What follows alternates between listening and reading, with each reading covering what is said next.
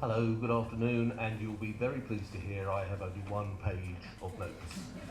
So I really will try to give you just a very quick whistle-stop tour about infrastructure, and certainly from the comments so far expressed, it seems to me that you're probably as aware as anyone just the deficiencies that currently we have and that any further developments may put upon us. But what I want to do is to talk about those areas that come under the remit of Surrey, and so that obviously will exclude things like doctors' provision and public amenity.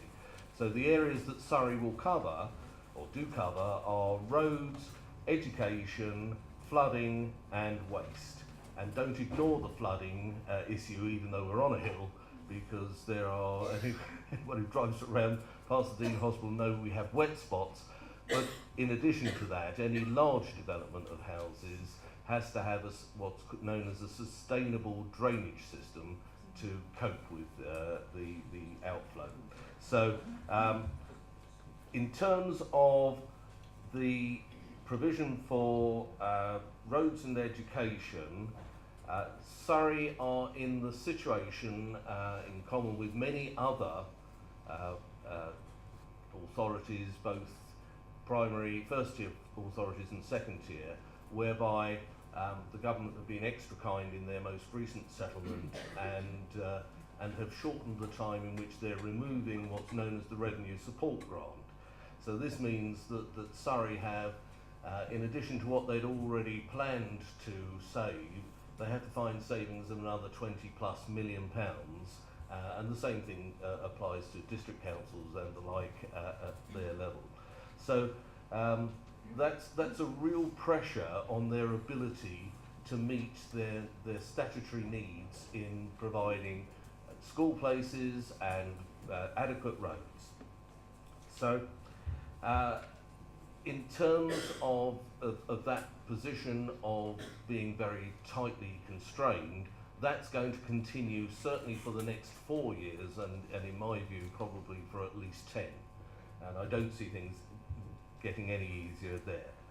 So if they're not getting quite as much money in as they had planned, where do they find the finances to make provision for roads, education, waste and flooding?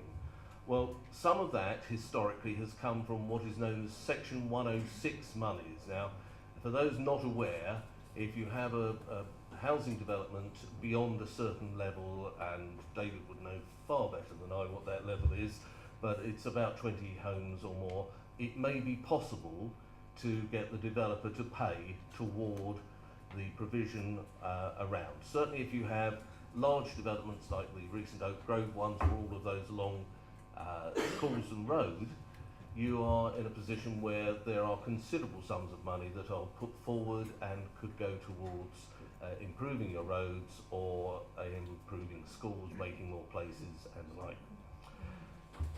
So, Section 106 effectively is now discontinued, although it can remain in some certain instances, and has been replaced by what is known as the Community Infrastructure Levy, CIL for short.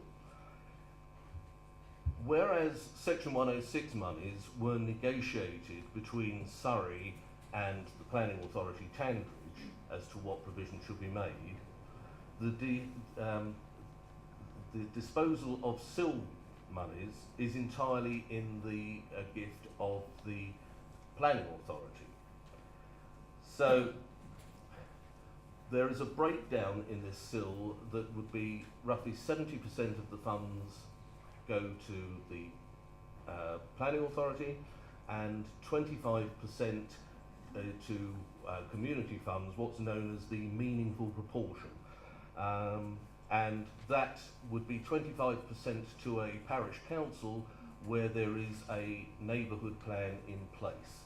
If not, it would only be 15%. So those are potentially very large sums of money for parish councils to have control of. It's also very large sums of money for the district council to allocate to whatever they would see fit, which may not necessarily be an exact match with what Surrey would want to do on highways or education. I mean, I would hope that we would have proper dialogue and come to agreements, but relations are not always as cordial as they may have been, or I might wish them to be anyway. So, we have a situation where the money is no longer in the gift of Surrey, and therefore, even though they have duty to provide these things, they may be in a position where they're unable. I'm not trying to shroud wave here, it's just, if you haven't got the money from any source, where does it come from? You've got to get it. So, that was very, very briefly, I mean, what is known as the collecting authority, Tandridge, who would take the money, have the right to dispose of it, as opposed to the delivery authority, which is Surrey. So, in addition to that, the new homes bonus, which is paid, unsurprisingly, on new home build, there are a couple of neat little twists going on with that, in terms of the government have announced that irrespective of the numbers of houses that are built, the envelope in which they are paying, the total amount of their budget for it, will not increase. So in fact, if we go over the number that was originally suggested, there won't be extra funds. So that will stop any money flowing through. And secondly, and rather more worryingly, is the fact that if houses are built on appeal, that is, they've been refused by the local authority, then new homes bonus won't be paid even if they are built. And that I think is a bit of a large stick that government are using, but that's me. Right. So, very quickly, in terms of roads, the Surrey officers say that we are approaching capacity in roads, on our road network, which you will experience on a daily basis, I guess. And that's not solely adjacent to any large development. That is, as a whole as a county, and there are certain pinch points and bottlenecks that any extra building will add greater pressure to, and they worry about those. Quite separately, and I have no idea whether the golf course would ever be developed, and I suspect probably not, but that's my own view. But if it were, there are some real access issues, both there and at other locations like the bottom of Shepherd's Hill, that would really need huge attention before anything goes through. But let's hope we don't ever get into that conversation. So, very quickly, schools. All our local primary schools are oversubscribed, as you no doubt know, and sadly I get rather too many letters now about children who are having to go to Hamsey Green and other locations, or indeed into Croydon. So the County Council can no longer build schools. That's only allowed for free schools to do, but they can improve and enlarge the provision at existing schools. However, if you look next door, I think that it is feasible that that could go to a primary school, but only one form of entry. I don't think it really could accommodate anything more. If you look at all of the other schools on the hill, the only one that could bear any further development is probably Hillcroft, because it has a playing field and a large area attached to it. So that would be the only option other than having a new build school somewhere in the vicinity. I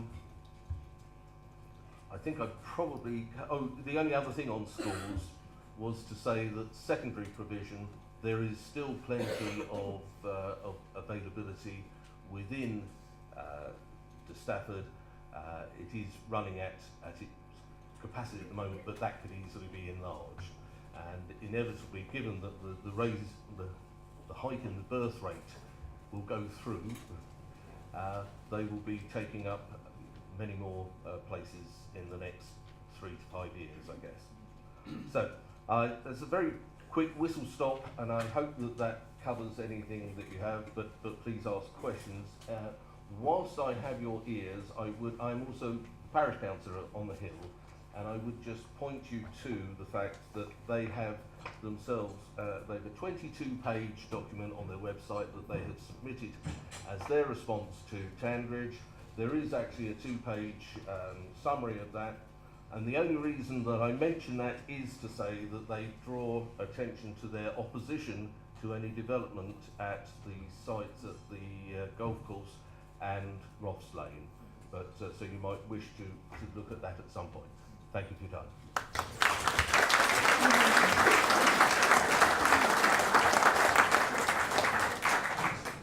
Thank you, John. Right, we're going to go to questions now. I think there's one. Cannon?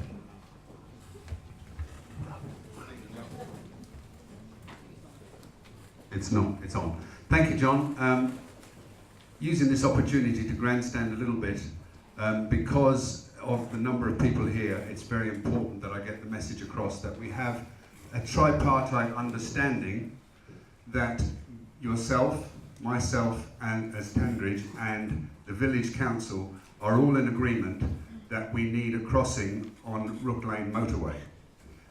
And I hope that you will continue to push for that as time goes on. And I really do mean that you've got to get behind this, John. And then I look to everybody in Chaldon to get behind it.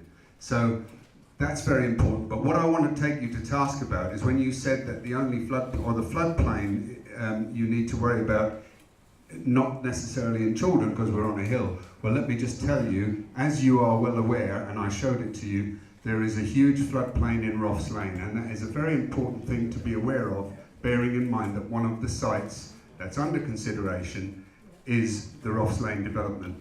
So it is really important that we do know there is a huge floodplain running through Roths Lane, which ironically, if ever the gully is empty underneath Rook Lane, runs into, guess what, the golf course.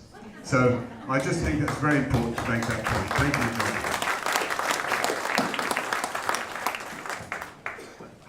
As you know, I'm fully committed to your crossing, and as and when any funds are available, and I hope that won't be too long, because there are some now developments going on with the Oak Grove Section 106 money.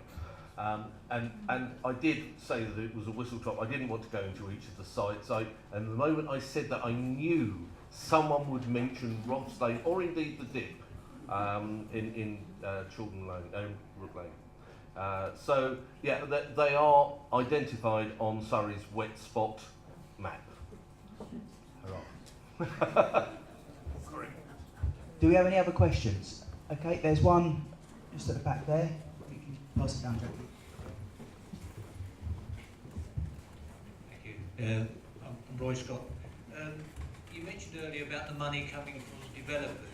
When they develop these sites, they have to possibly pay for the infrastructure, the local infrastructure to them. What happens in 5 or 10 years' time when all of that needs repairing? Does the cost come down to the council or back to the people, the developers? Because they then just wash their hands of it. Simple answer is yes, it becomes the council's responsibility. With your depleted funds, of course, that makes more of a load onto you. Exactly. However, you might argue that there are greater funds coming into the council from all of those new houses. So, you know, there is a bit of a balance. Okay, thank you. Adele, let's start here if you could. I know I've made a question already, but I'd like to make a quick point.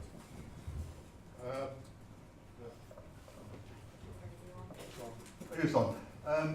5 years ago, I went along to a meeting before the Oak Grove thing was built up, and we made all the points about local infrastructure, etc., etc., etc., and various half-assuring noises were made.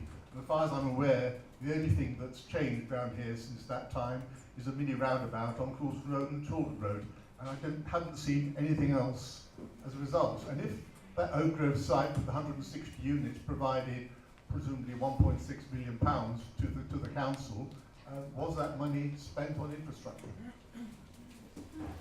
I think you probably overstated the actual contribution. From memory, it was probably 800,000 or thereabouts. However, 460,000 plus went into Hillcroft School to provide a full two-form entry. It was at that point running as 1.5. So that was the first bit. There is, as Pat Cannon has just said, some money lying around waiting to be spent, and some, it's 80,000, isn't it? And a further 30,000 on art, community art. Now, the Hill Parish Council are trying to get their hands on that money to do something at the library, and the 80,000 for highways improvements. And this was the thing with Section 106, was that these had to be spent near to the development or on things that the development directly affected. And that link is removed under community infrastructure levy. So there is this 80,000 that will be spent on a crossing somewhere at the entrance to the site, but as yet Surrey Highways have not identified exactly where. When that is done and we know what balance is left, we might then just be able to persuade them to do this crossing. I think there's a question just at the back there, if you could.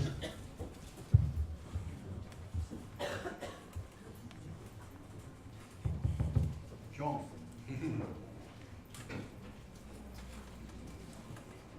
Hello? Right, John. Surrey County Council's response to overcrowding at the recycling centre up in Warlingham, Bond Road, was to close it for one day less and to reduce the opening hours. Are there any similar plans for the already overloaded recycling site in Chaldon Road? They're not yet public. I have not yet been given sight of them. I only learned of the Bond Road one by somebody who'd seen funny enough, a political leaflet and contacted me. I mean, I don't want to conflate the two issues, but waste is part of what Surrey has to provide. What the officers say is that they would like to find an alternative site to both of those that would be fit for purpose. And I think anyone who uses Chaldon Road, as I do frequently, know just the problems with trying to use it. So there will be certainly restrictions, because that's part of what Surrey County Council has had to consult on, and they are having to make cuts to that overall service. What those are, I will know hopefully in the next 3 or 4 days. Do we have any others? Fantastic. Okay, thank you very much, John.